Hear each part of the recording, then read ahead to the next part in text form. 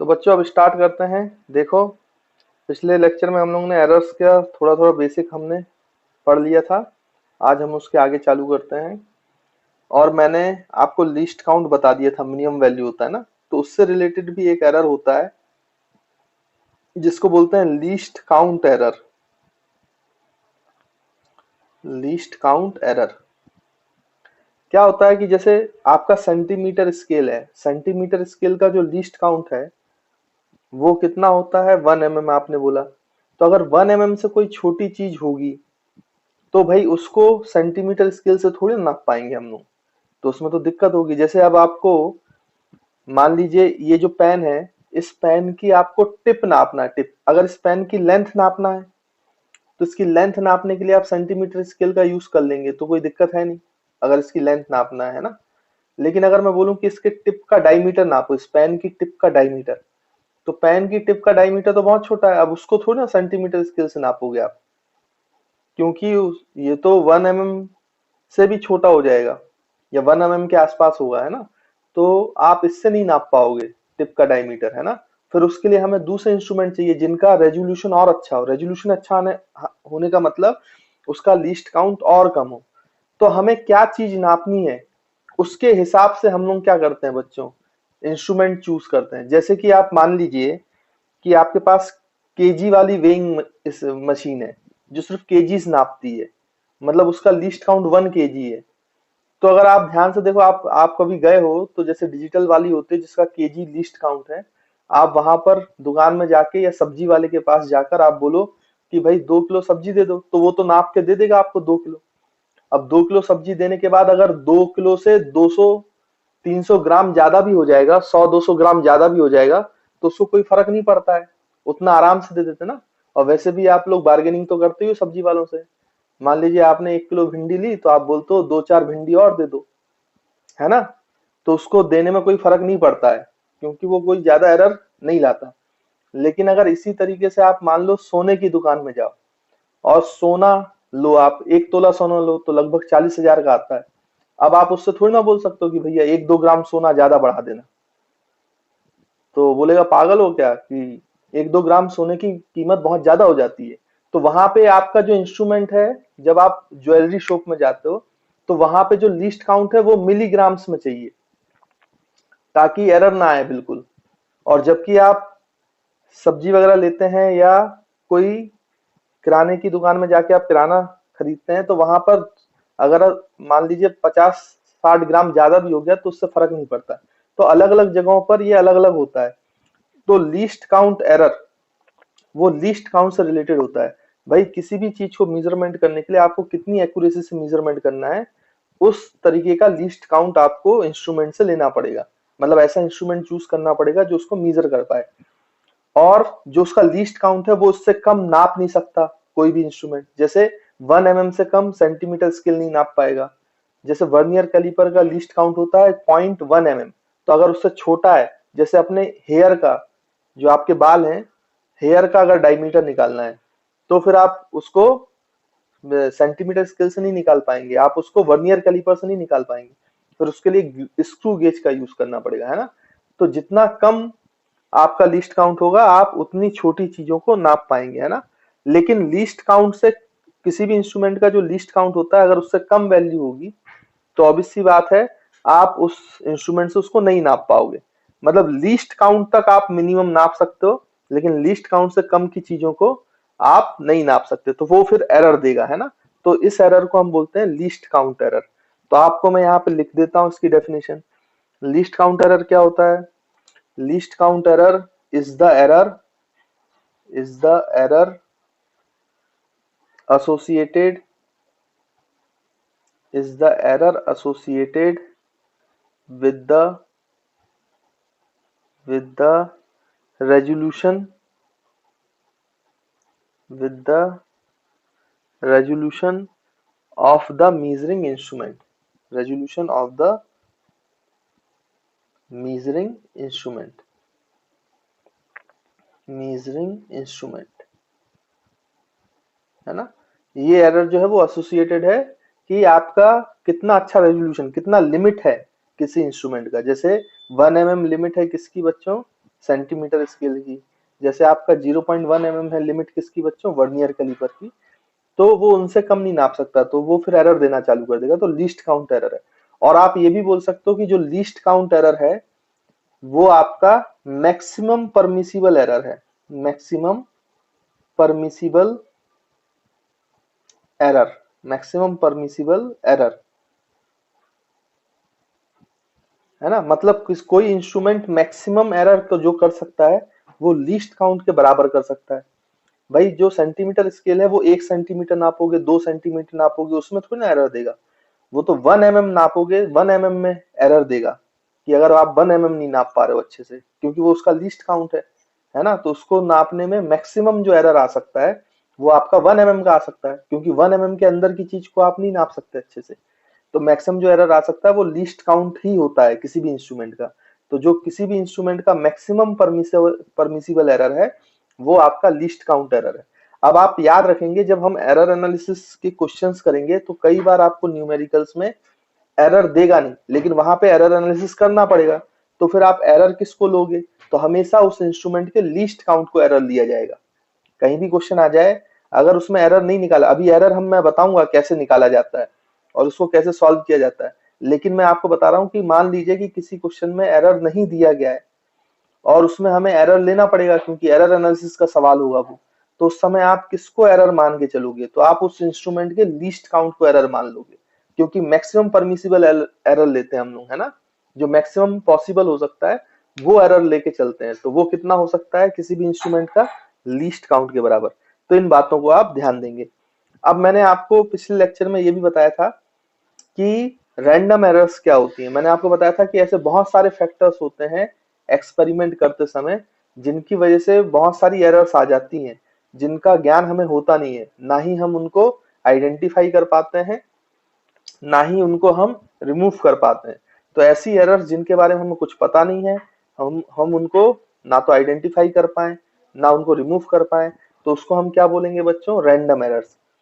अब उसको रिड्यूस करने के तरीके होते हैं, रिमूव तो नहीं हो पाता है लेकिन रिड्यूस कर सकते हैं हम उन एरर्स को।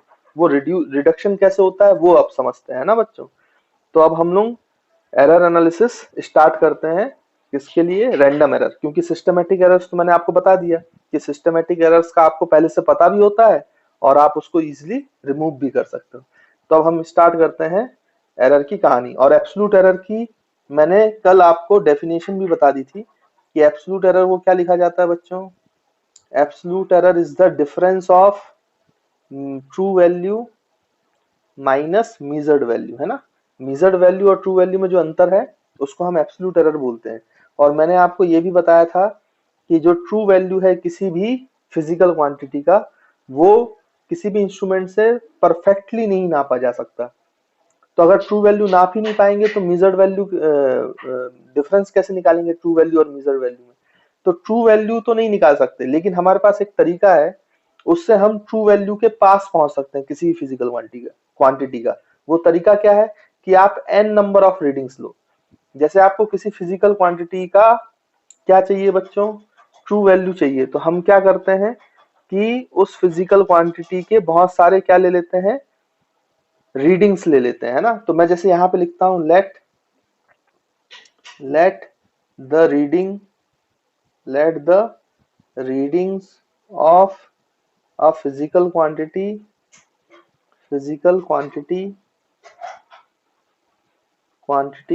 b। मान लो हमने रीडिंग ले ली a1 a2 किसी फिजिकल क्वांटिटी का, हमने किसी इंस्ट्रूमेंट से मीजर किया और उसको बार बार मीजर किया, तो बहुत सारी मीजर्ड वैल्यू आएंगी, एक दो ऐसी हमने n मीजर्ड वैल्यू ले ली, a3 dot dot dot dot, कितनी हमने रीडिंग ले ली बच्चों, n रीडिंग्स, तो an तक ले ली। a1 एक रीडिंग ले ली, किसी मान लो किसी रॉड का हम लेंथ नाप रहे हैं, तो उसको एक बार लेंथ नापा तो उसको a1 बोल दिया, फिर हम दोबारा लेंथ नापा a2 बोल दिया, तीसरी बार लेंथ नापा, ऐसे हमने n बार कर लिया।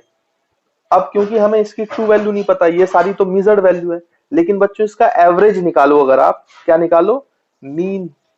तो आप इसका जब मीन निकालेंगे तो हम उसको बोलेंगे ए मीन।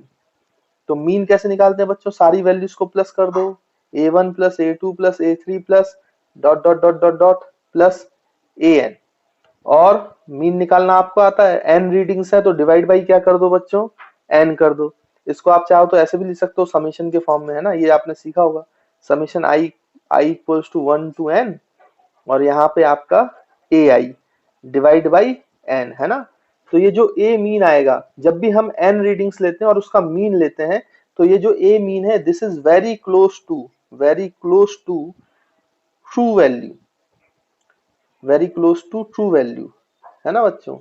तो एक्चुअली में आपको अगर किसी फिजिकल क्वांटिटी का ट्रू वैल्यू के पास पहुंचना है, तो आप उसकी रीडिंग लेते जाओ, और जितनी ज्यादा रीडिंग लोगे और उसका जितना ज्यादा रीडिंग लेकर एवरेज निकालोगे, आप उतने ही क्लोज पहुंचोगे किसके बच्चों, ट्रू वैल्यू के। तो हमारे पास ट्रू वैल्यू नहीं है, तो हम किसको मान लेते हैं ट्रू वैल्यू, ए मीन को, है ना। क्या होता है बच्चों कि कई बार आपकी जो रीडिंग आती है तो उसमें ट्रू वैल्यू से ज्यादा रीडिंग आती है या कम रीडिंग आती है, तो जब आप उसका एवरेज लेते हो, तो वो जो ज्यादा रीडिंग है और जो कम रीडिंग है वो प्लस माइनस होकर गायब हो जाती है।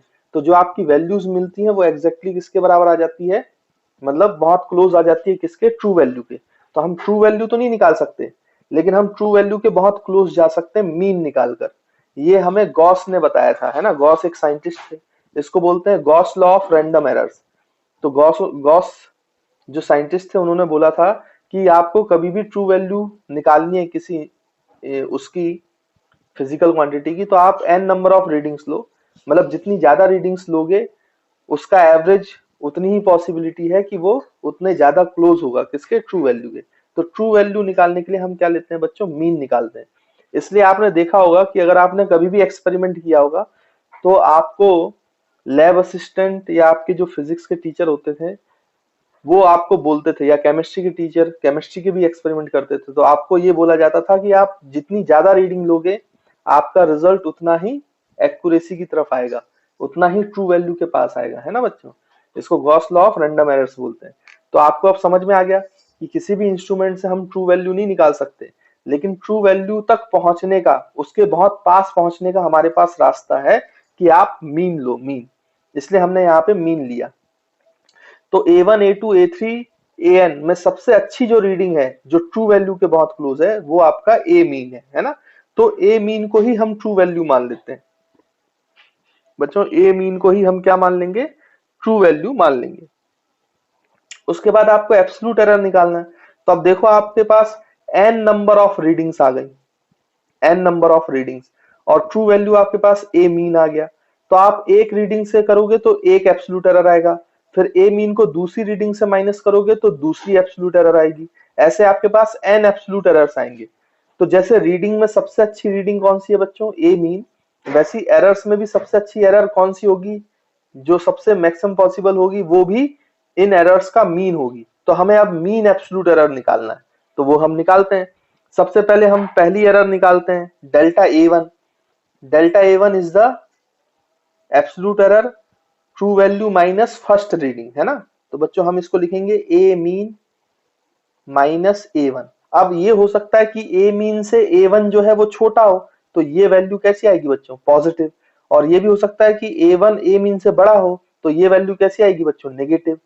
तो अगर ऐसे नेगेटिव पॉजिटिव वैल्यूज आएंगी तो हम उसका मीन नहीं ले पाएंगे। तो मीन लेने के लिए हमेशा मैग्नीट्यूड लगा दो, मॉड लगा देते हैं, मॉड।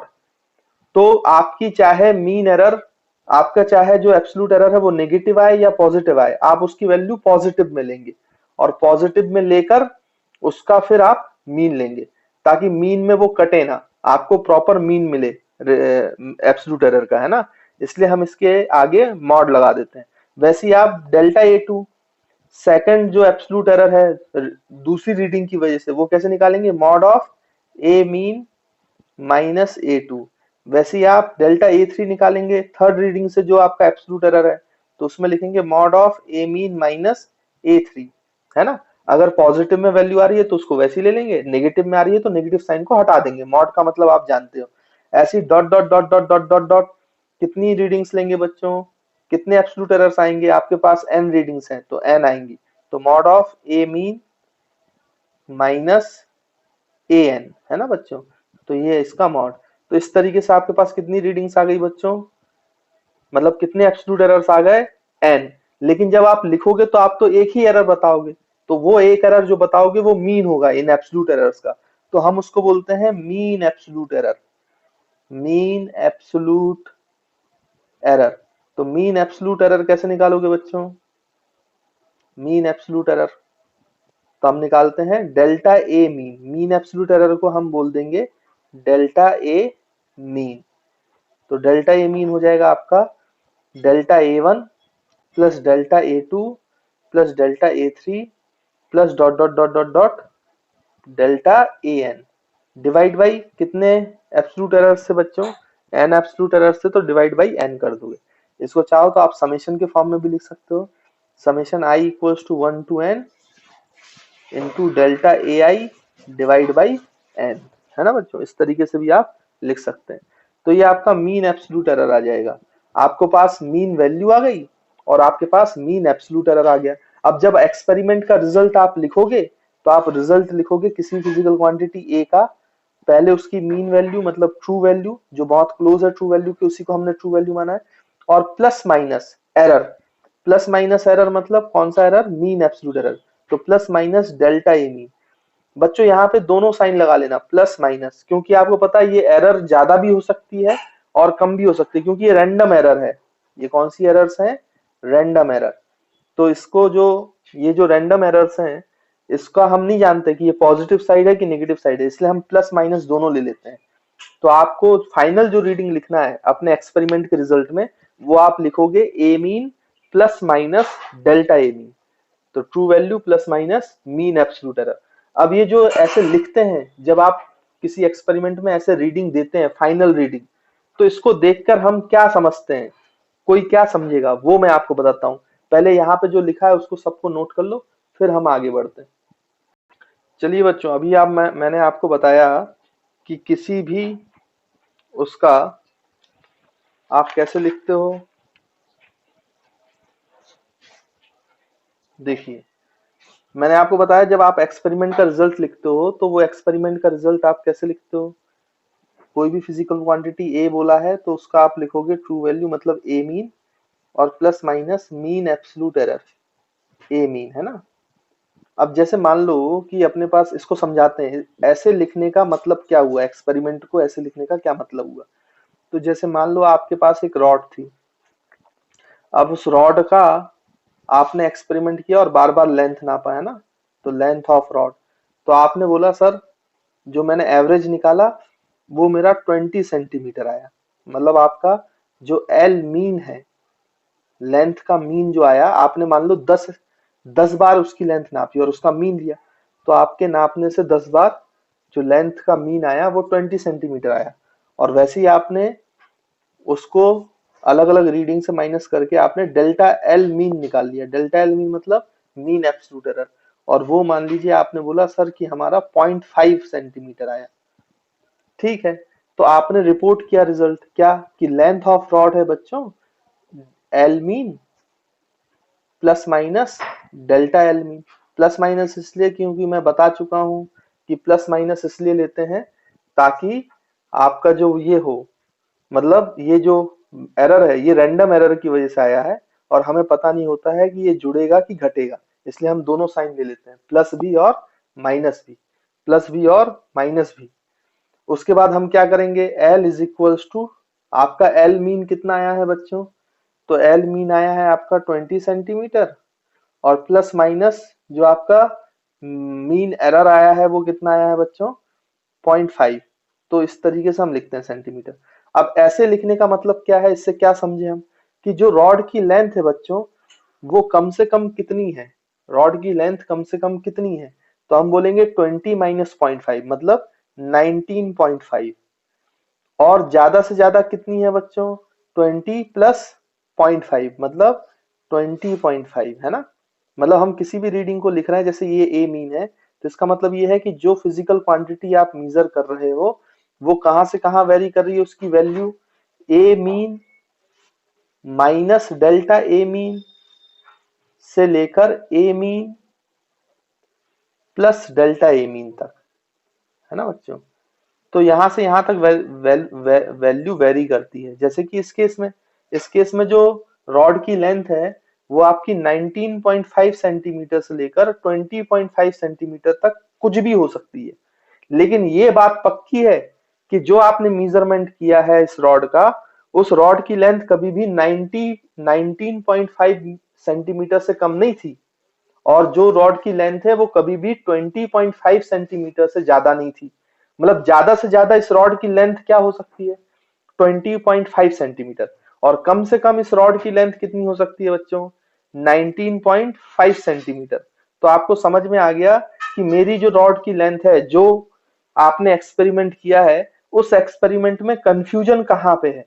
तो कंफ्यूजन है 19.5 सेंटीमीटर से लेकर 20.5, क्योंकि इसके बीच में हम एग्जैक्ट वैल्यू नहीं बता सकते कि उस रॉड की लेंथ कितनी है। हाँ, लेकिन ये बात पक्की है कि 19.5 सेंटीमीटर से कम नहीं हो सकती और 20.5 सेंटीमीटर से ज्यादा नहीं हो सकती। तो इसका मतलब ये ऐसे समझा जाता है। अब आप सोचो कि ये रेंज जितनी कम होगी, आपका एरर उतना ही कम होगा और आपने उतना अच्छा एक्सपेरिमेंट किया होगा। जैसे मान लो ये तो आपके ए स्टूडेंट ने एक्सपेरिमेंट किया था, अब एक दूसरा स्टूडेंट है बी, वो इसी रॉड की लेंथ को निकालता है और उसने अच्छा इंस्ट्रूमेंट यूज किया है मान लो। तो उसने बताया कि उसका एल मीन आया बच्चों 20 सेंटीमीटर, और प्लस माइनस जो बी वाले ने डेल्टा एल मीन निकाला एरर वाला, वो आया 0.2 सेंटीमीटर, है ना। तो हम लिखेंगे बी ने जो रिजल्ट लिखा, बी ने रिजल्ट लिखा 20 प्लस माइनस 0.2 सेंटीमीटर। तो इसका मतलब क्या था कि जो बी ने रॉड की लेंथ नापी है, उसने क्या बोला कि इसी रॉड की लेंथ 20 माइनस 0.2 मतलब 19.8 सेंटीमीटर से लेकर 20 प्लस 0.2, तो 20.2 सेंटीमीटर तक है। यानी इसने ये भी कंफर्म कर दिया, जो कौन कंफर्म नहीं कर पाया था, ए स्टूडेंट। बी वाले ने ये भी बता दिया कि नहीं, 19.5 से भी ज्यादा 19.8 तक इसकी इस रॉड की लेंथ है और 20.2 से कम है, 20.5 तक नहीं जाना पड़ा। तो इसकी देखो रेंज की वैल्यू जो है बच्चों वो कम है। रेंज की वैल्यू कम मतलब कि इसमें बी स्टूडेंट की जो रीडिंग है उसमें एरर कम हो गई, क्योंकि रेंज कम हो गया। ये ज्यादा एक्यूरेट वैल्यू बता रहा है ना, जो आपका बी वाला स्टूडेंट है। और ए वाला स्टूडेंट में एरर की रेंज ज्यादा है, इसका मतलब उसमें उसकी एरर ज्यादा है। तो हमेशा ऐसा लिखना, a is equals to a mean plus minus delta a mean. ये हमें क्या बताता है, ये हमें बताता है कि किसी भी रीडिंग की कम से कम वैल्यू हो सकती है ए mean minus delta a mean, और ज्यादा से ज्यादा वैल्यू हो सकती है ए mean plus delta a mean. और जितनी कम ये रेंज होगी, जितना ये क्लोज होगा, उतनी ही एक्यूरेसी के तरफ आप बढ़ोगे, उतना ही आप कंफर्मेशन से बोल सकते हो कि हमारी किसी फिजिकल क्वांटिटी की ये मेजरमेंट है ना बच्चों। तो ये इस रीडिंग का मतलब है। तो आपको आई होप रीडिंग जो हमने लिखी है उसका क्या मतलब है वो समझ में आया होगा। और ये रीडिंग जितनी कम होगी, डेल्टा ए मीन जितना कम होगा, उतना ही अच्छा मेजरमेंट होगा और उतनी अच्छी एक्यूरेसी होगी। तो आप देख लो, इसको जल्दी से लिख लो। तो बच्चों हमने मीन एब्सोल्यूट एरर देख लिया, रीडिंग कैसे लिखी जाती है वो देख लिया, और उसको कैसे रीडिंग को समझना है वो भी मैंने आपको बता दिया। अब हमने पहला एरर तो देख लिया, मीन एब्सोल्यूट एरर वो क्या होता है ना। और दूसरे प्रकार का एरर भी होता है जो हम कई बार यूज करते हैं, उसको बोलते हैं relative error. Relative error, relative भी बोल सकते हो या फिर फ्रैक्शनल एरर भी बोल सकते हैं हम, फ्रैक्शनल एरर। तो आप चाहे तो रिलेटिव एरर बोल लो और चाहे तो फ्रैक्शनल एरर बोल लो, बात एक ही है ना। रिलेटिव एरर और फ्रैक्शनल एरर। अब ये रिलेटिव एरर और फ्रैक्शनल एरर क्या होता है मैं आपको समझाता हूँ। ये जो एरर है रिलेटिव एरर या फ्रैक्शनल एरर, इसको आप ऐसे लिखते हो, है ना, हम ऐसे लिख लेते हैं रिलेटिव एरर आर ई, और ये रिलेटिव एरर जो है उसको लिखा जाएगा डेल्टा ए मीन, मतलब mean absolute error upon true value a mean.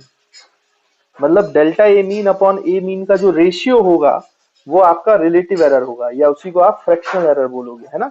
तो delta a mean upon a mean का रेशियो ही आपका रिलेटिव एरर होता है या फिर फ्रैक्शनल एरर होता है। अच्छा, रिलेटिव एरर या फ्रैक्शनल एरर हमें क्या बताता है हम समझते हैं। देखो, अगर मैं आपको जैसे पुराने एग्जांपल पे ले चलूं, तो आपका जो ए स्टूडेंट था जिसने रॉड की लेंथ नापी थी, उसने आपको मेजरमेंट दिया था 20 प्लस माइनस 0.5। मतलब ये जो है आपका क्या हो गया बच्चों, उसकी रीडिंग हो गई थी। तो हम ए के लिए रिलेटिव एरर निकालें, ए स्टूडेंट का रिलेटिव एरर निकालें, ए स्टूडेंट का, तो आर ई ए लिख रहा हूं मैं। तो आप क्या लिखोगे, delta a mean upon a mean.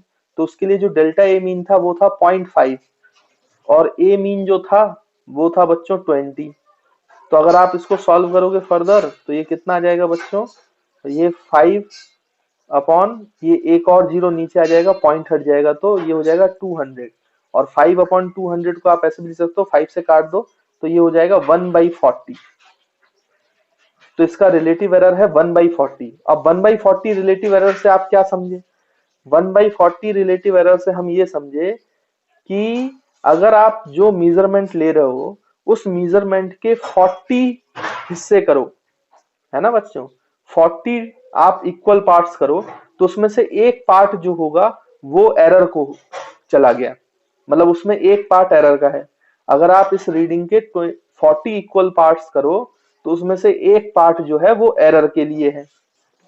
अब बी वाले स्टूडेंट का रिलेटिव एरर निकालते हैं, तो relative error of b student, तो उसका क्या था बच्चों, 0.2 अपॉन कितना बच्चों, 0.2 अपॉन 20, है ना। इसका डेल्टा ए मीन 0.2 था और ए मीन 20 था, तो इसको क्या लिखोगे बच्चों, इसको हम लिख सकते हैं कितना, 2/200, है ना, 2/200। और 2/200 को आप लिख सकते हो कितना बच्चों, 1/100, या फिर 2/200 ही लिखने दो। और ए की वैल्यू को आप 5/200 समझो, इससे समझ लो तो आपको एरर समझ में आ जाएगा। देखो रिलेटिव एरर ऑफ ए क्या आया, 5/200। तो ए का मतलब ये था, ए की रीडिंग का मतलब ये था कि अगर आप उसकी रीडिंग के 200 इक्वल पार्ट्स करो, 200 इक्वल पार्ट्स, तो उसमें से 5 पार्ट्स जो हैं वो किसका है, वो एरर को है। 200 में से 5 पार्ट एरर का है, 200 में से 5।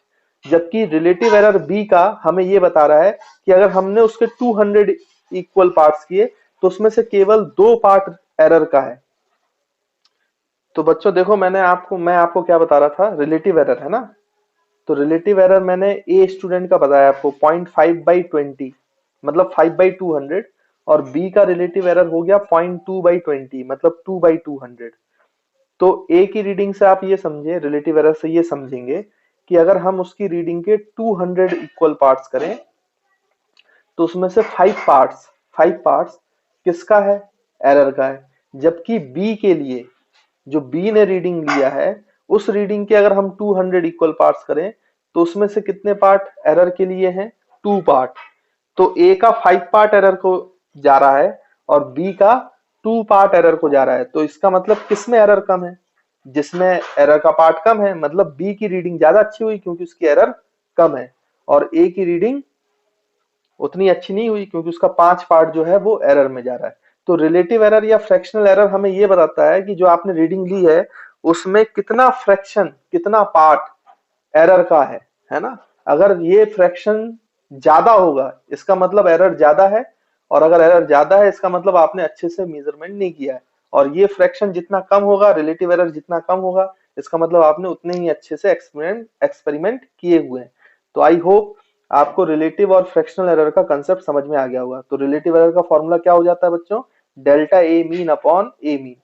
वैसे थर्ड, एक प्रकार से और हम एरर को लिख सकते हैं। एक तरीका हुआ एरर लिखने का, वो क्या था बच्चों, मीन एब्सोल्यूट एरर। दूसरा तरीका जो है एरर को लिखने का वो क्या है, रिलेटिव और फ्रैक्शनल एरर। और एक तरीका जो बहुत ज्यादा यूज किया जाता है वो मैं आपको बता देता हूं, उसको बोलते हैं परसेंटेज एरर। Percentage error. तो परसेंटेज एरर कैसे लिखते हैं, तो हमेशा याद रखना परसेंटेज एरर लिखने का बड़ा ही सिंपल तरीका है। परसेंटेज एरर लिखा जाता है आपका फ्रैक्शनल एरर या रिलेटिव एरर, और उसमें मल्टीप्लाई कर दो 100 का। यानी ये फ्रैक्शनल एरर में या रिलेटिव एरर में आप 100 का मल्टीप्लाई कर दोगे तो आपको कौन सी एरर मिल जाएगी बच्चों, परसेंटेज एरर। इसका मतलब रिलेटिव एरर क्या है, delta a mean upon a mean और इनटू इनटू 100। तो ये फॉर्मूला हो गया किसका बच्चों, परसेंटेज एरर का। मतलब आप फ्रैक्शनल एरर ही निकालो और उसमें मल्टीप्लाई कर दो 100 का, तो वो आपको कौन सी एरर दे देगा बच्चों, वो आपको परसेंटेज एरर दे देगा। जैसे हम इस एग्जांपल से फिर से समझ लेते हैं।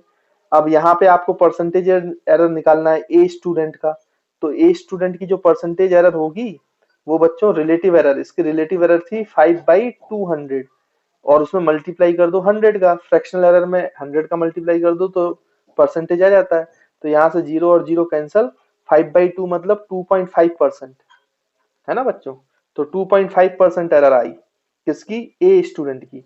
वैसे हम बी स्टूडेंट की निकालें तो बी स्टूडेंट के लिए जो परसेंटेज एरर होगा बी स्टूडेंट के लिए, उसका रिलेटिव एरर था 2/200 और उसमें मल्टीप्लाई कर दो कितने का बच्चों, 100 का।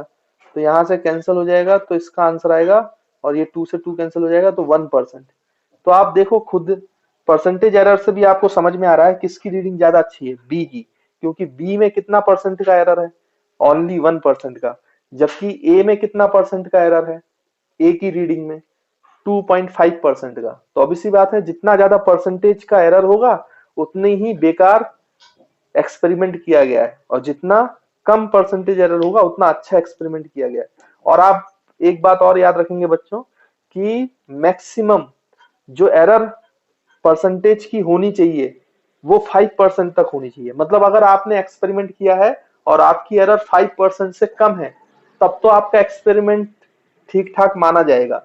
लेकिन अगर आपका परसेंटेज 5% से ज्यादा आ जाए परसेंटेज एरर किसी भी एक्सपेरिमेंट में, तो आपका एक्सपेरिमेंट बिल्कुल भी अच्छा नहीं माना जाएगा। मतलब जो हम एक्सपेरिमेंट करते हैं, रिजल्ट लिखते हैं, उसमें 5% से ज्यादा एरर नहीं होनी चाहिए, नहीं तो उस रिजल्ट का कोई खास मतलब नहीं है।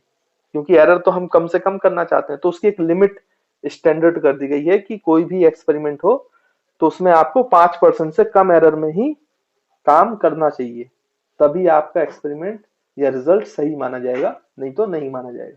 तो आई होप आपको एरर के तीनों फॉर्मेट समझ में आ गए। मीन एब्सोल्यूट एरर भी समझ में आ गया है, रिलेटिव और फ्रैक्शनल एरर भी समझ में आ गया है, और आपको परसेंटेज एरर भी समझ में आ गया है। तो बच्चों ये वाला क्वेश्चन आपसे पूछा गया था, बोला गया कि the refractive index of water in an experiment was observe to be 1.30, 1.34, 1.35, 1.32, 1.36 and 1.33। तो आपको ये बताया गया कि एक एक्सपेरिमेंट किया गया था और रिफ्रैक्टिव इंडेक्स की वैल्यू निकाली गई वाटर की, और कितनी रीडिंग्स ली गई बच्चों, 1 2 3 4 5 6, तो 6 रीडिंग्स ली गई थी। उसके बाद फिर आपको कुछ सेट्स ऑफ क्वेश्चंस पूछे गए। आपको बोला गया mean value of refractive index बताओ, मीन एब्सोल्यूट एरर बताओ, और फ्रैक्शनल एरर बताओ, और आपको परसेंटेज एरर बताना है ना, तो सब निकालना है हमें। तो हम निकाल लेते हैं वन बाई वन। तो mean value of refractive index क्या होगा बच्चों, सॉल्यूशन लिखते हैं हम यहाँ पर, mean value of refractive index. तो आपको पता है जितनी भी रीडिंग्स ली गई हैं उन सबको जोड़ो और डिवाइड बाई एन कर दो। तो 6 रीडिंग्स ली गई हैं तो इनको जोड़ो, डिवाइड बाई 6 कर दो। तो जोड़ते हैं, मीन को अपन ऐसे रिप्रेजेंट कर लेते हैं, रिफ्रैक्टिव इंडेक्स को म्यू से दिखाते हैं जनरली, और उसके ऊपर ऐसे बार लगा देते हैं, तो अपन समझ जाएंगे कि हम मीन वैल्यू की बात कर रहे हैं। तो इक्वल्स टू हम लिखेंगे, सारी वैल्यूज को जोड़ दो, पहली वैल्यू है 1.30 प्लस दूसरी वैल्यू है 1.34 प्लस तीसरी वैल्यू है 1.35 प्लस 1.32 प्लस 1.36 प्लस 1.33, और डिवाइड बाई कितना कर देते हैं बच्चों, 6। अब आप इसको डिवाइड करके 6 से, इन सबको जोड़कर और 6 से डिवाइड करके देखना, तो आपको आंसर मिलेगा 1.33। आपका आंसर 1.33 आएगा। डिवाइड करने पे हो सकता है आगे भी आए, लेकिन सिग्निफिकेंट फिगर्स के हिसाब से हम 1.33 इसका आंसर लिखेंगे 2 डेसिमल प्लेसेस तक, है ना। उसके बाद ध्यान से देखो, आपका मीन एब्सोल्यूट मतलब ये ए का आंसर आ गया, ए वाले क्वेश्चन के पार्ट का mean value of refractive index. अब दूसरा हमसे पूछा है बी पार्ट कि हमें क्या निकालना है बच्चों, mean absolute error. Mean absolute error के लिए आपको सबसे पहले हर रीडिंग से मीन को घटाकर एब्सोल्यूट एरर निकालना पड़ेगा, फिर उसका मीन लेना पड़ेगा। तो यहाँ पे मैं कर देता हूँ डेल्टा म्यू वन, है ना बच्चों। तो डेल्टा म्यू वन कितना हो जाएगा आपका, मॉड में लेना पड़ता है mu bar minus mu one जो पहली रीडिंग है, तो आपका म्यू बार जो है म्यू मीन वो कितना आ गया बच्चों 1.33, और माइनस पहली रीडिंग कितनी थी बच्चों 1.30। तो आप इसको सॉल्व करना तो आपका आंसर आएगा 0.03, है ना। वैसे ही आप डेल्टा म्यू टू भी निकाल सकते हो, डेल्टा म्यू टू, अब मैं डायरेक्ट वैल्यू लिख रहा हूँ 1.33 माइनस 1.34। तो जब आप इसको सॉल्व करोगे तो आपकी वैल्यू नेगेटिव आएगी, लेकिन आप उसको पॉजिटिव में लेना है ना, क्योंकि आपने मॉड लगा के रखा है। तो इसकी वैल्यू आएगी 0.01। वैसे ही आप डेल्टा म्यू थ्री निकाल सकते हो, ये हो जाएगा 1 पॉइंट मॉड ऑफ 1.33 माइनस 1.35। तो इसकी वैल्यू भी नेगेटिव में आएगी, क्योंकि मॉड लगा रखा है तो आप इसकी वैल्यू पॉजिटिव में लिख लेंगे, तो 0.02। वैसे ही आपका डेल्टा म्यू फोर आ जाएगा, डेल्टा म्यू फोर आएगा 1.33 माइनस 1.32। तो इसको सॉल्व करोगे तो ये आएगा 0.01। वैसे ही आप डेल्टा म्यू फाइव निकालोगे तो मॉड ऑफ 1.33 माइनस 1.36, तो मॉड में लिखा है तो आंसर पॉजिटिव में लिखना पड़ेगा, तो 0.03। फिर आपका डेल्टा म्यू सिक्स जो लास्ट वाला है तो उसमें लिखोगे 1.33 माइनस 1.33, 1.33 को माइनस 1.33 करोगे तो वो 0 आ जाएगा। तो आपका डेल्टा म्यू मीन कितना आ जाएगा बच्चों, डेल्टा म्यू मीन, ये है आपका सेकंड आंसर, मतलब मीन एब्सोल्यूट एरर। तो इन सारी वैल्यूज को आप जोड़ दो और डिवाइड बाई 6 कर दो, है ना, ऐसे ही तो हम करते हैं। तो ये हो जाएगा 0.03 plus 0.01 plus 0.02 plus 0.01 plus 0.03 plus 0 और डिवाइड बाई 6। तो आपका डेल्टा म्यू मीन आ जाएगा, मीन एब्सोल्यूट एरर। आप इसको सॉल्व करना तो आपको ये आता हुआ दिखाई देगा 0.016। तो मीन एब्सोल्यूट एरर आ जाएगा आपका 0.016। उसके बाद फिर आपको सी ऑप्शन, सी पार्ट जो क्वेश्चन में पूछा गया है वो सी पार्ट पूछा गया है, रिलेटिव एरर या फ्रैक्शनल एरर, दोनों एक ही बात है। तो रिलेटिव एरर क्या होता है बच्चों, delta mu mean, mean absolute error upon mu mean, मतलब मीन वैल्यू। तो म्यू बार लिखा था उसको अपन ने, तो यहाँ पे देखो क्या आ जाएगा 0.016 डिवाइड बाई 1.33, है ना। अब आप इसको डिवाइड कर दोगे तो ये आएगा 0.012, है ना बच्चों, 0.012। तो आपका mean fractional error, fractional error या फिर रिलेटिव एरर वो भी आ गया 0.012। उसके बाद फिर आपको नेक्स्ट क्वेश्चन क्या पूछा गया बच्चों, परसेंटेज एरर, डी का परसेंटेज एरर। तो आप परसेंटेज एरर कैसे लिखोगे बच्चों, परसेंटेज एरर क्या होता है, रिलेटिव एरर इनटू 100। तो रिलेटिव एरर कितना आया बच्चों आपका 0.012 इंटू 100। अब याद रखना इन सारी कैलकुलेशन में सिग्निफिकेंट फिगर्स का भी ख्याल रखा गया है, तो वो भी आपको ध्यान देना पड़ेगा ना। तो जब आप इसको निकालोगे परसेंटेज एरर को, तो इससे 100 से मल्टीप्लाई कर दोगे तो ये कितना आ जाएगा बच्चों 1.2%। तो देखो कितना एरर आया परसेंटेज में, 1.2%। और इसको आप चाहो तो ऐसे भी लिख सकते हो 1.2%, मतलब रीडिंग भी लिख सकते हो आप। तो रीडिंग लिखने का तरीका क्या था बच्चों, कि रिफ्रैक्टिव इंडेक्स ऑफ वाटर कितना आएगा, mu mean plus minus delta mean absolute error, ऐसे लिखते हैं ना बच्चों अपन। तो हम इसको लिख सकते हैं mu is equals to mu mean, mu mean की वैल्यू क्या थी 1.33। हमारा रिजल्ट जो है हम उसको इस तरीके से रिपोर्ट कर सकते हैं। और plus minus delta mu mean कितना है बच्चों, तो वो है 0.016। तो आप इस तरीके से रिजल्ट को रिपोर्ट कर सकते हो। तो ये आपका मीन एब्सोल्यूट एरर के टर्म्स में है। और अगर आप चाहो तो इसको परसेंटेज एरर के टर्म्स में भी लिख सकते हो। उसमें आप 1.33 और प्लस माइनस कितने परसेंट का एरर है बच्चों, तो 1.2% का, तो 1.2%। तो आप इस तरीके से भी रिपोर्ट कर सकते हैं कि जो रिफ्रैक्टिव इंडेक्स ऑफ वाटर है वो 1.33 प्लस माइनस 1.2% है। या फिर आप ऐसे भी लिख सकते हो 1.33 प्लस माइनस 0.016 आपका एरर है, मीन एब्सोल्यूट एरर, है ना। तो इस तरीके से ये क्वेश्चन हो गया। आपको इस क्वेश्चन में कैलकुलेशन बस करना था, है ना। बाकी कॉन्सेप्ट तो मैं आपको पूरे सिखा चुका हूँ। वो फॉर्मूले सारे अप्लाई करो और सॉल्व कर लो तो आपको आंसर मिल जाएंगे। तो आई होप ये आपको क्वेश्चन समझ में आया होगा।